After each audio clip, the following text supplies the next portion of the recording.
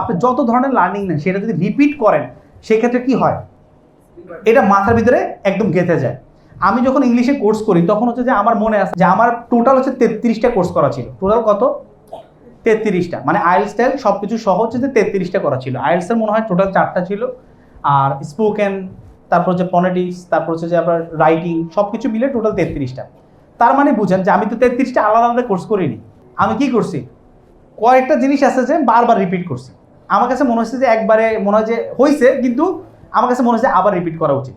তো আমি ওই জিনিসটা কি এক এক স্যারের সাথে 2-3 বার করে রিপিট করছি। আপনারা চাইলে এই জিনিসটা হচ্ছে কি আপনারা প্রমাণ সহকারে আপনি আমাদের থেকে জানিয়ে নিতে পারেন।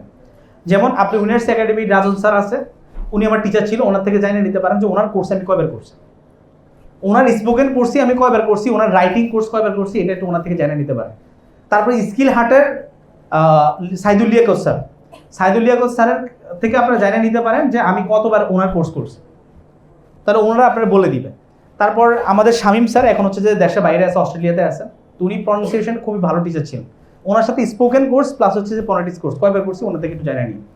সো আপনারা ওইখানে গেলে আপনারা টের পাবেন যে আমি কতগুলো কোর্স, ইভেন আপনারা যদি হুমায়ুন ভাইয়ের সাথে, যাত্রাবাড়ি ব্রাঞ্চের হুমায়ুন ভাইয়ের সাথে যদি আপনারা কথা বলেন তাহলে বুঝতে পারবেন যে হুমায়ুন ভাই একসময় আমাকে বলছে যে ভাই, মানে ভাই আপনার আর কোনো কোর্স কিনে নেওয়ার দরকার নেই, আপনার হচ্ছে কি আমরা এমনিতেই বাকিগুলো কি কি দিয়ে দিচ্ছি, আপনারা যত কোর্স করতে চান ফ্রিতে নিয়ে দিয়ে দিচ্ছি। এরপর থেকে আর কোর্স করতে পারিনি, এরপরে আর কোনো কি কোর্স করা হয় না, কারণ ফ্রিতে বাঙালি কোনো জিনিস কি করতে পারে না, হজম করতে পারে না। কিন্তু এর আগে যতগুলো কিনছি টাকা দিয়ে কিনছি। তো আমার ওনারা বললো যে ওনাদের একটা বাৎসরিক প্যাকেজ আছে, বললো যে বারবার টাকা দিলে আপনার অতিরিক্ত টাকা খরচ হবে, আপনি একটা বাৎসরিক প্যাকেজে চলে যান। আমি বলছেন না, বারবার যখন টাকা দিই তখন আমার শরীর ভিতরে জ্বালা ধরে, আর তখন এটাকে আমি আরো কি করি, আরো প্রবলভাবে শিখি। এখন বলবেন যে আমার বাবার প্রচুর টাকা ছিল, ভাই এগুলো টাকা বাইর করতে আমার জীবন বাইরে হয়ে গেছে।